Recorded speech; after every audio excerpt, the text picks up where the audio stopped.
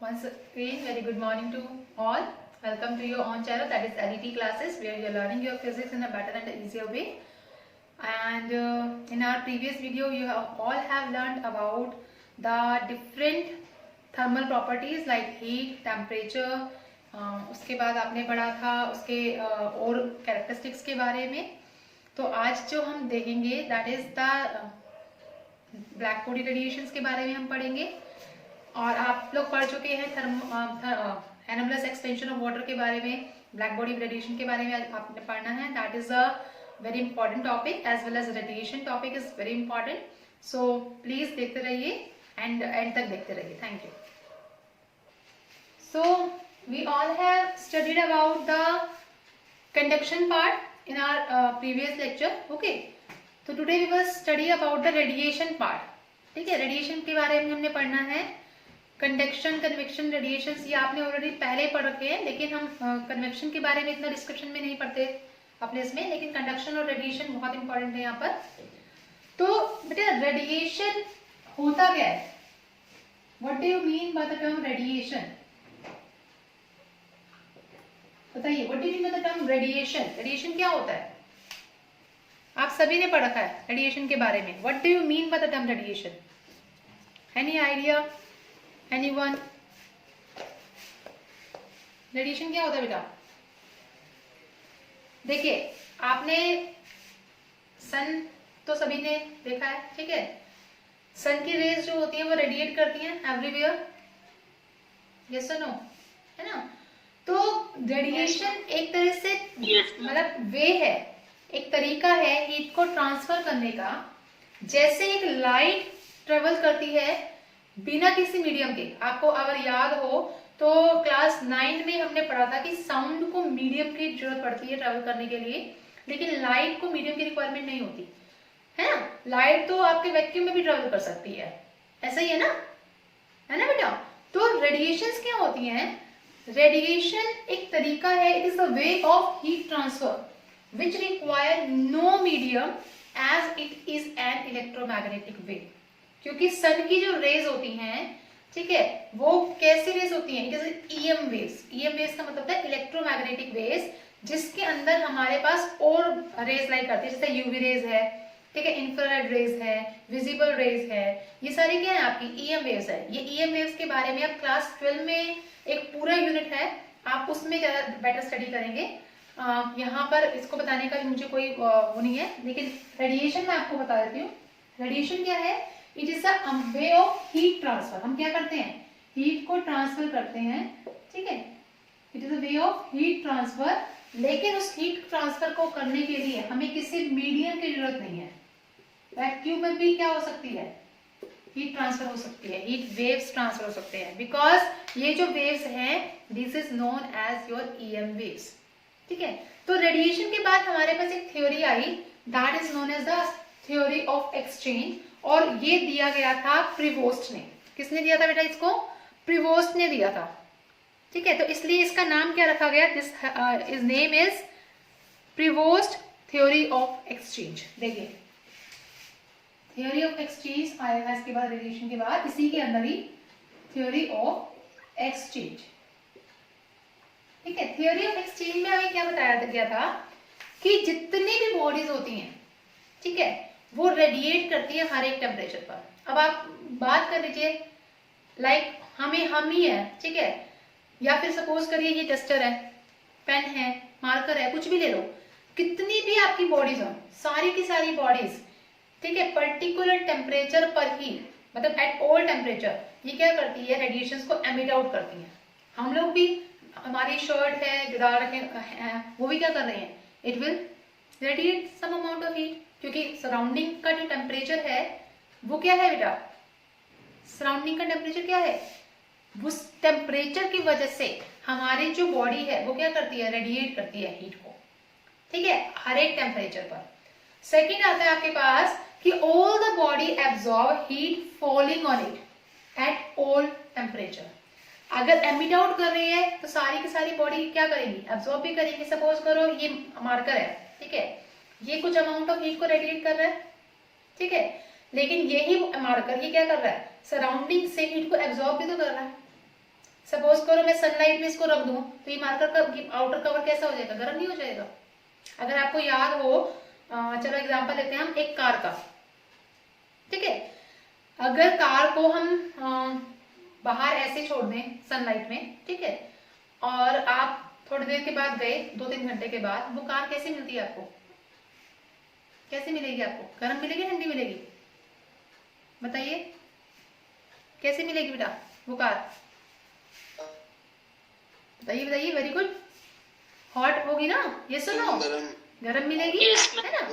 तो it means उस car ने क्या किया, सारे के सारे रेडिएशंस को, हीट रेडिएशन को क्या कर लिया, एब्जॉर्ब कर लिया, और जैसे हम उसके अंदर गए तो उसने क्या कर दिया, एमिट आउट कर दी उस रेडिएशंस को, है ना। तो इसी को ही हम क्या बोल रहे हैं, this is the theory of exchange, यानी कि जितना बॉडी उसको क्या करता है, अट्रैक्ट करता है, एब्जॉर्ब करता है, उतने ही रेडिएशंस को क्या करता है, एमिट आउट कर देता है। समझ आई बात, यस और नो? ठीक है, तो this is the theory of exchange. पहला थ्योरी ऑफ एक्सचेंज बताया, it emits the radiation at all temperature. Second बताया बेटा मैंने आपको कि जितनी भी बॉडी है वो क्या करती हैं, एमिट भी करती है रेडिएशंस को और एब्जॉर्ब भी करती हैं रेडिएशंस को, एब्जॉर्ब, है ना। और थर्ड केस हमने बताया कि अमाउंट ऑफ एमिशन और एब्जॉर्प्शन जो है वो किसके ऊपर डिपेंड कर रहा है, हमारे टेम्परेचर के ऊपर और मटेरियल के ऊपर। क्या बोल रही हूं मैं कि एमिशन और absorption, these both are depending on what, temperature as well as your material required। Temperature तो इसलिए क्योंकि ऑब्वियसली बात है सन की रेज जो है उसका कुछ ना कुछ टेम्परेचर होगा, ठीक है, जब वो एब्जॉर्ब करेगी कोई बॉडी, ठीक है। और मटेरियल का मतलब क्या है, अगर वो मटेरियल मेटेलिक है या फिर कैसी भी है, ठीक है, हर किसी मटेरियल की अपनी टेंडेंसी होती है एब्जॉर्ब करने की और एमिट करने की। दैट्स व्हाई एक्सचेंज थ्योरी क्या बताती है कि सारी की सारी बॉडीज जो है वो एमिट भी कर सकती हैं ऑल टेम्परेचर पर, एब्जॉर्ब भी कर सकती हैं ऑल टेम्परेचर पर। साथ में एमिशन और एब्जॉर्प्शन किसके ऊपर डिपेंड करता है बेटा, it depends on the temperature as well as material of the body. यहां तक बताइए, किसी को कोई प्रॉब्लम बेटा बताइए, ठीक है। तो अब क्या हुआ, अब सपोज करिए टेम्परेचर जो है सराउंडिंग का टेम्परेचर, ठीक है, वो ग्रेटर है किससे, टेम्परेचर ऑफ बॉडी से। सपोज करिए ये एक बॉडी ले ली हमने, मार्कर का एग्जांपल लेते हैं। सपोज ये बॉडी ले ली हमने, इस बॉडी का जो टेम्परेचर है सराउंडिंग के टेम्परेचर से, जो हमारे आसपास का सराउंडिंग है उसके टेम्परेचर से क्या है, कम है, यानी कि सराउंडिंग का टेम्परेचर बॉडी के टेम्परेचर से क्या हो गया, ज्यादा। तो वो बॉडी क्या करेगी, एब्जॉर्ब करेगी या एमिट करेगी, बताइए। एब्जॉर्ब करेगी ना। सराउंडिंग का टेम्परेचर अगर बॉडी के टेम्परेचर से ज्यादा है तो इट मींस एब्जॉर्प्शन जो है, absorption is greater than what, emission. Absorption क्या हो जाएगा बेटा, एमिशन से ग्रेटर हो जाएगा। तो इट मींस वहां पर जो बॉडी का टेम्परेचर है वो क्या हो जाएगा, इंक्रीज हो जाएगा। क्या हो जाएगा बेटा, increase. Don't write in the examination this increase, proper आप इंक्रीज देंगे, ये तो सिर्फ एरो है हाई शो करने के लिए, बॉडी टेम्परेचर इज हाई, ठीक है। अगर सराउंडिंग का टेम्परेचर बॉडी के टेम्परेचर से लो हो जाएगा, तो अगर सराउंडिंग का टेम्परेचर बॉडी के टेम्परेचर से कम है तो it means absorption is less than emission, and in that case body temperature is always low, body temperature is always low, okay. अगर दोनों का टेम्परेचर इक्वल है तो it means absorption is equal to emission, और body का temperature भी कैसा रहेगा बेटा, आपका कांस्टेंट रहेगा। कैसा रहेगा, constant. So this is known as your what, this is known as your radiation process. समझ आया रेडिएशन क्या होता है, समझ आया बेटा रेडिएशन का, ठीक है। उसके यस, सभी की आवाज नहीं आई मुझे, गुड मॉर्निंग। Yes ma'am. अभी भी कुछ बच्चे हैं जो सो रहे हैं,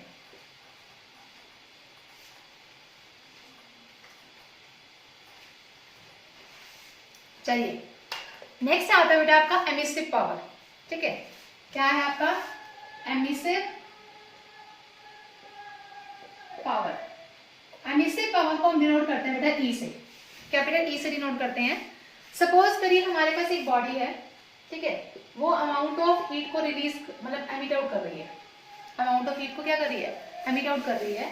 तो वो अमाउंट ऑफ हीट प्रोपोर्शनल है, एक तो इसके एरिया के प्रोपोर्शनल होगा, कितना एरिया है उसके अमाउंट, उसके साथ साथ वो कितना अमाउंट ऑफ हीट रिलीज कर रहा है, ठीक है। और दूसरा वो किसके ऊपर डिपेंड करेगा, टेम्परेचर के ऊपर, ठीक है, डायरेक्टली। तो हम क्या बोलेंगे कि क्यू जो है वो किस किस के ऊपर डिपेंड कर रहा है, एक तो एरिया के ऊपर और एक वो किसके ऊपर डिपेंड करेगा, टेम्परेचर के ऊपर, ठीक है। जब आप इन दोनों को कंबाइन करेंगे ना, then you will get A into T, Q is proportional to A into T। जैसे प्रोपोर्शनलिटी साइन हटाएंगे then you will get a constant term and that constant term is EAT and this E is known as your emissive power. उसको हम क्या बोलते हैं बेटा, आपका emissive power बोलते हैं। क्या बोलते हैं इसको, एमिसिव पावर, ठीक है। और अगर मुझे इस एमिसिव पावर की यूनिट निकालनी है तो यहां से E किसके इक्वल आ जाएगा बेटा, E is equal to Q by A into T। इसकी आप यूनिट खुद देखेंगे, एनर्जी है, ठीक है, और ये आप खुद देखेंगे इसका A इंटू टी एरिया है, टाइम या टेम्परेचर आप जो भी देखेंगे इसका, ठीक है। इसको आप वैसे टाइम कंसिडर कर लीजिए कि पर्टिकुलर टाइम और एरिया के अंदर आपका जो हीट रिलीज होता है वो क्या है आपके पास, Q is equal to E into AT है, ठीक है। Q की यूनिट क्या हो गया आपके पास, जूल, एरिया हो गया मीटर स्क्वायर, टाइम क्या हो गया आपका सेकेंड, तो जूल मीटर स्क्वायर सेकेंड। यहां तक बताइए, किसी को कोई प्रॉब्लम बेटा? No ma'am. ठीक है। अब यहाँ पे ना एक चीज और आती है, एक टर्म आती है, E की जगह आप E लैम्डा भी लिख सकते हैं। अब E लैम्डा का मतलब क्या है, this is known as E lambda is known as your spectral emissive power. इसका नाम होता है spectral emissive power. It means different different wavelength की लाइट के लिए, डिफरेंट डिफरेंट वेवलेंथ के लिए आपको अलग अलग एमिट करने की टेंडेंसी, यानी कि